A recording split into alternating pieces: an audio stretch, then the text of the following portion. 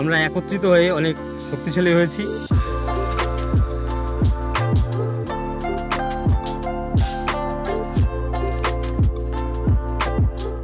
Good morning everyone. এটা হচ্ছে আমার সেই বাগান যেটার সঙ্গে আপনাদেরকে আমি পরিচয় করে দিতে চেয়েছিলাম। এখন পাতা তোলার মরশুম। উত্তরাধিকার সূত্রে এই বাগানটি আমি আমার বাবার কাছ থেকে পেয়েছি, তাই এই বাগানটি আমার কাছে অনেক গুরুত্বপূর্ণ। কিন্তু এটি করতে গিয়ে আমাকে অনেক মানসিক চাপ সহ্য করতে হয়েছে।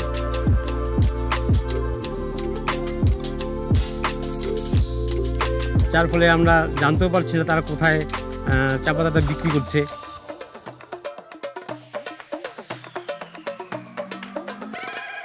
পরিস্থিতির পরিবর্তন হয়েছে, তাই আমি আমার বাগানের তৈরি চা পাতা সরাসরি ফ্যাক্টরিতে দিচ্ছি।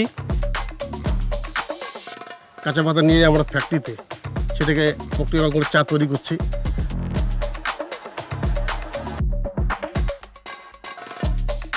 আমরা জানি কোন সদস্য কীরকম চা দেয়।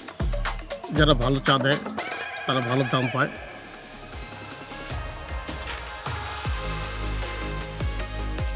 আমাদের মতো ছোট ছোট অ্যাসোসিয়েশনগুলির পক্ষে সমস্ত সমস্যার সমাধান করা সম্ভব নয়।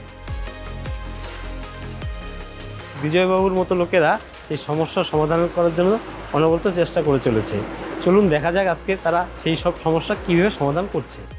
এবং তারা তাদের সমস্যার কথাগুলো আমাদের জানালে সেটা আমরা মিটিং করে, অ্যাসোসিয়েশন লেভেলে মিটিং করে আমরা একটা কংক্রিট সলিউশন বার করে আমরা তখন রাজ্য সরকার এবং কেন্দ্রীয় সরকারের কাছে রেকমেন্ডেশন জন্য পাঠাই।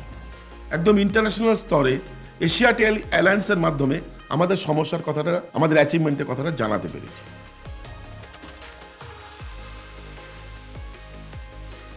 আমাদের যে 13,000 চাষি আছে আমাদের মেম্বার, তারা দেখা যাচ্ছে যে এই আবহাওয়ার পরিবর্তনের জন্য পেস্ট লেগে তাদের একটা বিরাট আর্থিক ক্ষতি হচ্ছে। তা আমরা অনেক রেকমেন্ডেশনের মধ্যে একটা রেকমেন্ডেশন পাঠিয়েছি ক্রপ ইন্স্যুরেন্স, এবং এটা একটা সেফটি নেট।